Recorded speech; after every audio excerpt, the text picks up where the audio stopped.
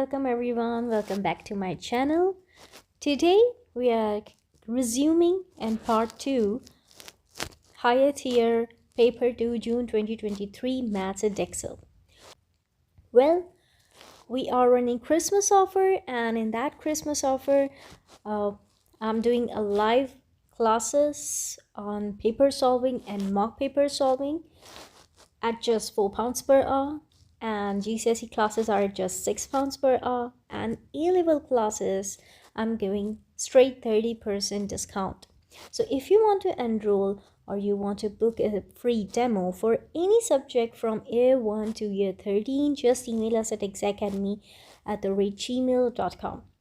So I have tutors for all the subjects. They are pretty good and you can avail a very high discount. Well, throughout the year you can avail the discounts, and on special occasion the discounts will be more. So at low cost you'll be able to get more quality tutoring.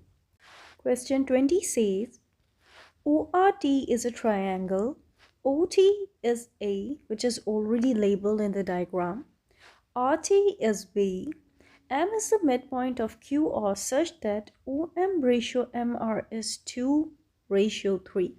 That means this will be 3 parts and this will be 2 parts. Express MT in terms of A and B. First aim is to calculate OR. We know that in vectors, the sum of two sides of a triangle is equals to third side. Two sides are those that follows the same direction. That means if these two are moving in same direction, I can add them. But which is not, because this is moving in this direction, whereas OT is just opposite of it. Like this. So I have to see the direction for this one. If they are asking that OM ratio MR, they haven't, like, it says M to T, so okay, nothing is mentioned here, so you can take any direction. Let me take O to R. So O to R and R to T are following each other, so I can add them. O to R plus R to T is equals to O to T. So O to R will be O to T minus R to T. So O to T is A and R to T is B. So O to R is A minus B. Now we just have to draw which we have to calculate. We have to calculate M to T. This one. So in this case, M to T, they have already mentioned they want M to T. So vector moving from M to T. So it would be here. We already know this, and we have calculated O to R. That means its direction is in this. So obviously O to M. So I can again see O to M and M to T are following each other, and this O to T is just opposite to it.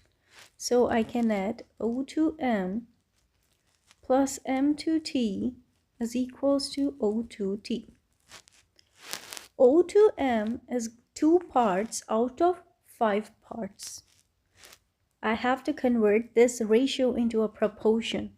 So O to M is 2 parts out of 5 parts. 3 plus 2 of O to R. Basically, I am calculating that what part or what proportion is OM of OR. Why? Because we have already calculated OR. That's why. So plus M to T that we have to calculate, and O to T is A. O to R is A minus B. So 2/5 times A minus B plus M to T equals A. So M to T finally is A minus, I have to shift this whole onto the right hand side, 2/5 A minus B. On expanding, I'll get A minus 2/5 A plus 2/5 B. This will be finally 3/5 A plus 2 over 5b, and that's our final answer. The graph of y equals fx is given here, this one. And then it says part A, on the grid below draw the graph f of x minus 4. See, f of x minus 4, if something f of x is your original equation, it can be any function.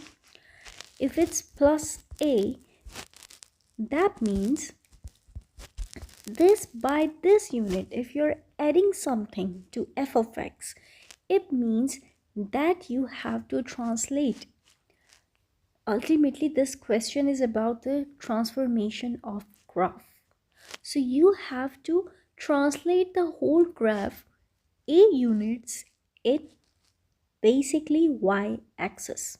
So if f of x plus a, it means you have to move the original graph as it is, just you need to move it up or down a units. It's positive a, that means you have to move positive a units.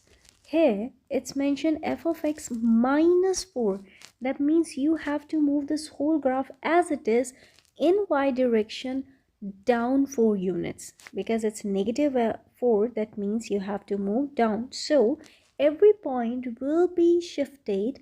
In x-axis it will remain same, but in y-axis it will move down to 4 units. It's 0, so it will come here.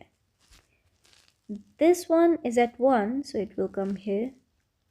This one is also at 1. I'm only talking about y point, so it will come here. And this one is 0, again y is 0, because x will remain exactly the same. It will be here, and just join it.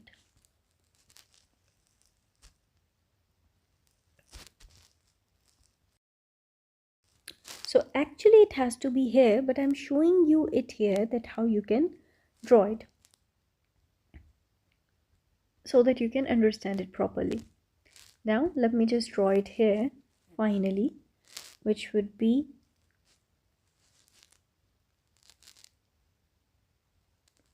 starting from here, then this, and then this. So this will be your graph.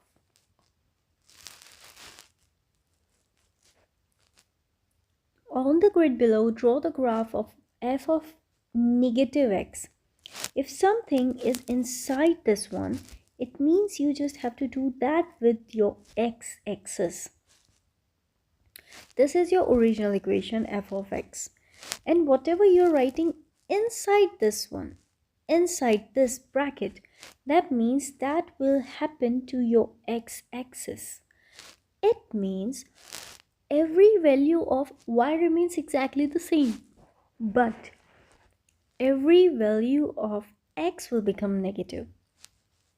X is 0, 0 here, it will remain as it is. I'm just drawing it here. You have to draw it on a different grid, but to explain it to you, I'm doing it here. So it will remain same. This one is negative 1. So this will become positive 1. Negative 2 will become positive 2. And 0 will remain 0. So this one will become your final graph. Again, I'll be saying that this is, I'm doing on the same grid. You have to do it here. So I can say here, if I'll draw, this would look like this. Question 22. There are only blue pens and red pens in a box. The number of blue pens is 4 times the number of red pens. Rita takes at random one pen from the box. She records the color of the pen and then replaces it in the box. Rita does this n times, where n is greater than equals to. Write down an expression in terms of n for the probability that Rita gets a blue pen at least and a red pen at least once. So, starting with this, the number of blue pen is is 4 times the number of red pens. So I can say if the number of red pens be x, so the number of blue pens will be 4x. Rita takes a random 1 pen from the box. She records the color of the pen and then replaces it in the box. So because what they are asking, they are talking about probability. So let me calculate the probability of picking a blue pen.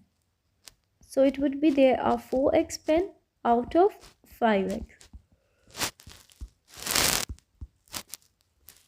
Red would be there are x pens out of 4x plus x, 5x. So probability of picking 4 by 5, and for red it's 1 by 5. Why I have fixed this?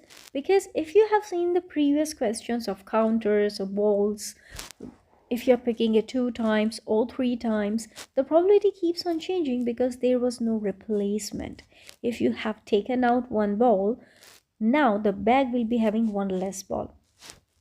Here in this case, what's happening with the pen, she records the color of the pen and then replaces it in box. That means she just put it, so the number of the pen will remain same in the box, and this is the reason the probability will remain same. Now it says write down an expression in terms of n for the probability that Rita gets a blue pen at least once and a red pen at least once. So at least one for each. That means both has to be at least one time.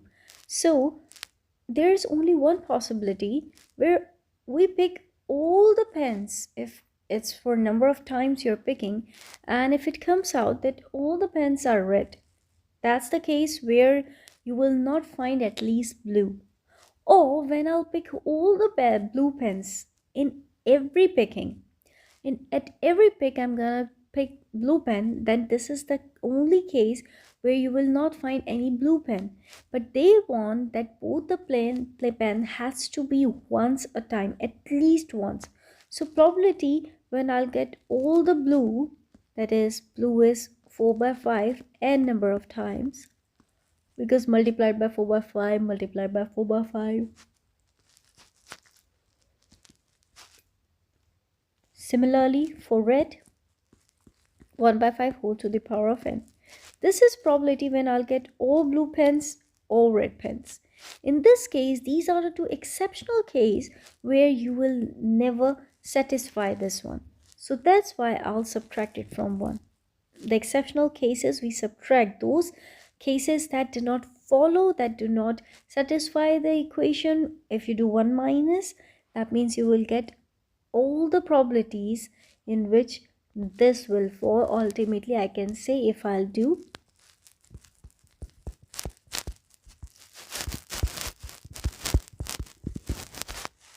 this, answer will give me the probability that the Rita gets a blue at least once and red at least once. Moving on to the next question.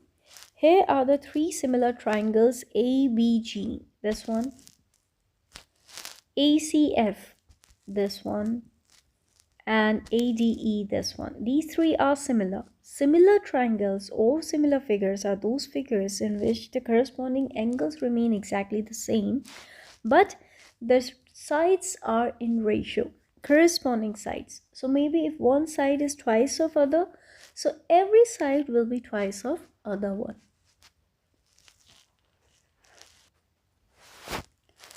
Now it says ABCD and AGFE are straight lines. AB ratio, BC ratio, CD is 1:3. So AB, this is, suppose AB is x because it's 1. So BC, this one is 2x. And CD is 3x. Show that area of ABG ratio area of BCFG and area of CDEF is 1:8:27. So area of ABG that they're saying to the area of BGFC to the ratio of area CDEF. Now we know that the corresponding sides are in ratio basically. So first of all, we can calculate the length scale factor. Length scale factor, that means by which one triangle is that times of other. Just like I told you that each length of one triangle is twice of other, so a scale factor would be 2. So here, let me see ABG, the length of one side, length of any one side we need to get to calculate scale factor. So ABC is x. For AFC, it's x plus 2x.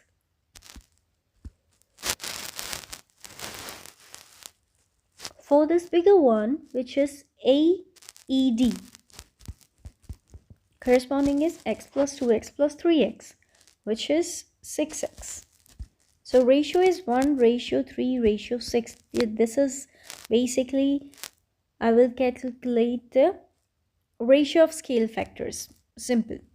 So 1 ratio 3, or if I simplified, I'll get that the lengths are in ratio 1 ratio 3 ratio 6.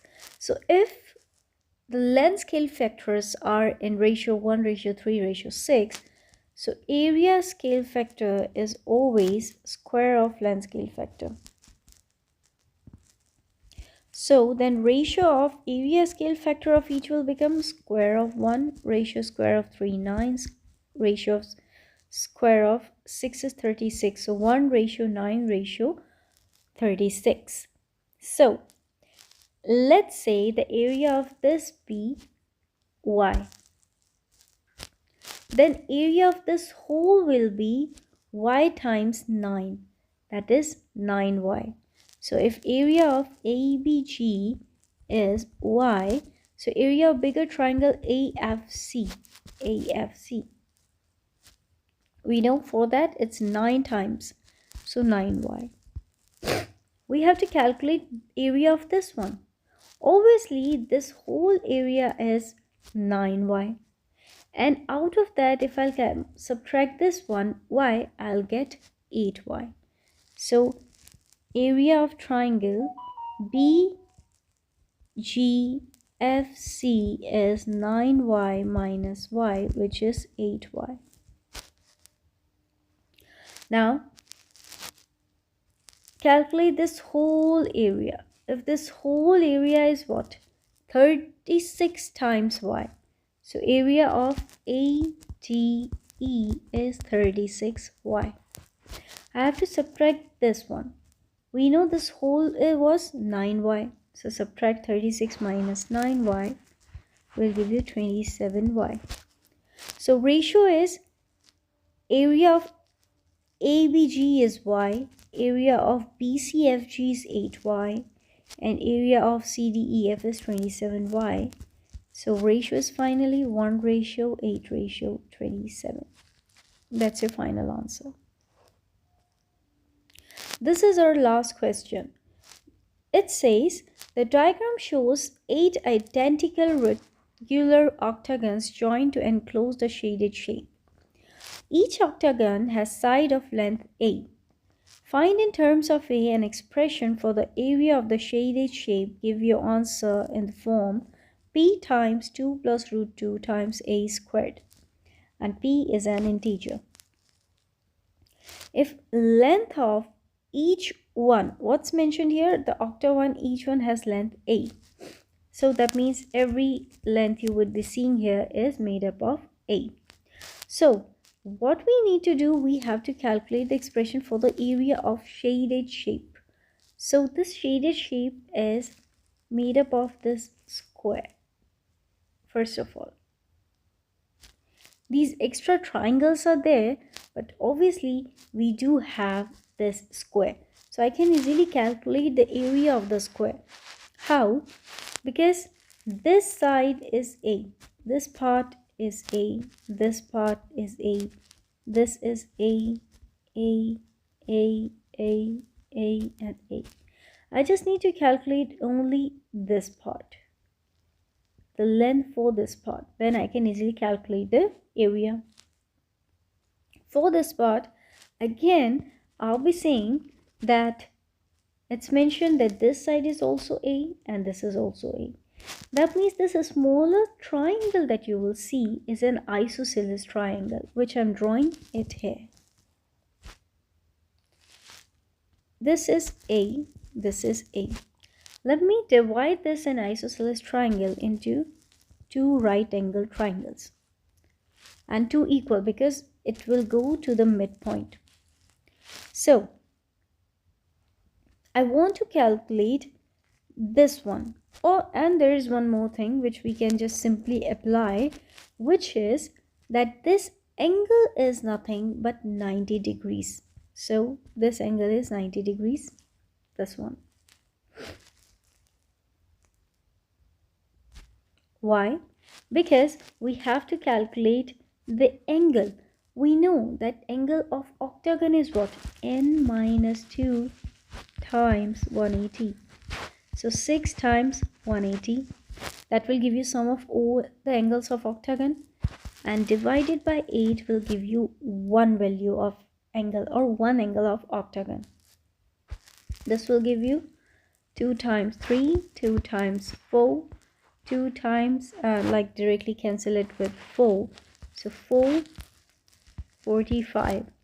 That means 135.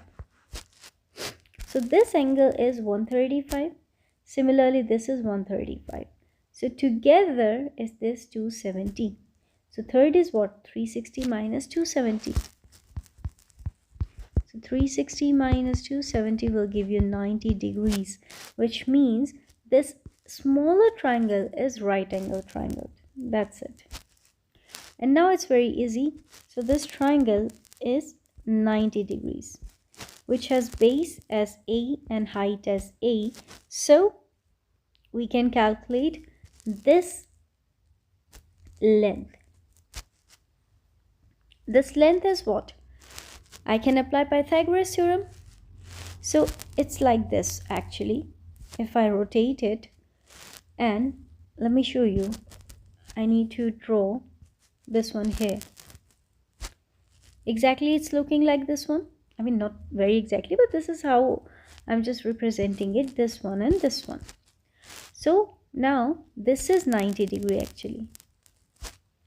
So if I rotate it, this is actually, sorry. So I redrew, and you can see this one is 90 degrees. So if I just rotate this one like this, now it's easier to understand.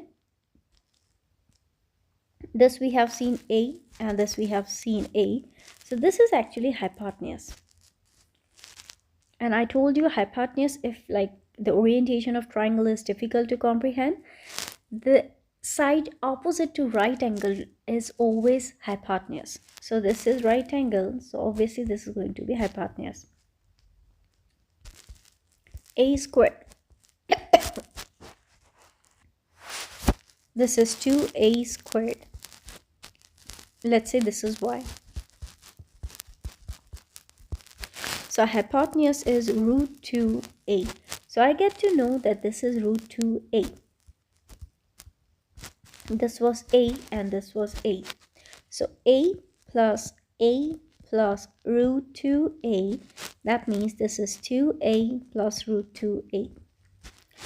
And the area of a square is length times width. And since length and width both are same, so 2a plus root 2a times 2a plus root 2a. This is area of square, which is 4a squared plus 4 root 2a plus 2a squared.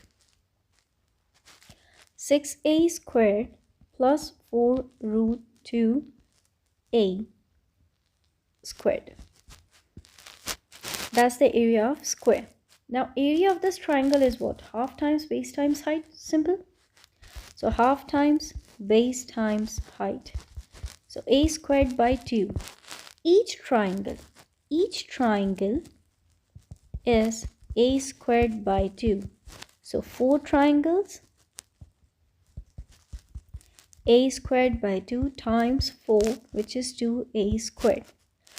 Finally, area of this whole is area of this square and area of these 4 triangles.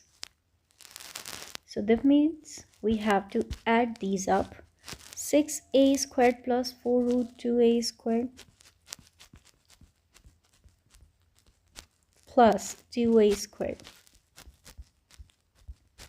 So 8a squared plus 4 root 2a squared, or because we have to give it in this format, I'm just taking out 4 out as common. So 4a squared. 2 plus root 2, which is definitely in this format. And p is integer, which is 4 in this case. So this is how we can solve. If you find any difficulty, you can go back this and see once again the video. After every paper, I would always suggest the same thing. Go over, try to solve at the same time. So what's the best way? Just watch one question. After watching it, try it on your own to solve that question. Don't learn it, try to comprehend the concept. Once you are done with doing every question like this, those you are able to solve, it's fine. So the first thing is solve the paper on your own without looking into the solution. Okay, those questions which you found difficult, then see these videos and one by one, suppose you got stuck in 5 questions, so watch those 5 questions one by one. So you watched first question, then try to solve it on your own, then watch second one, try to solve this on your own. At the very end, again try all the 5 questions once again, and if possible, try to solve some questions on the same concept. Well, that's it for today. As I already mentioned that I'm running classes at just £6 per hour for GCSEs, and it's for all subjects. Similarly, from year 1 to year 13, we provide classes for all subjects. So just email us at akzsiacademy@gmail.com to book your free demo. So that's it for today. Have a great day. Bye. Take care.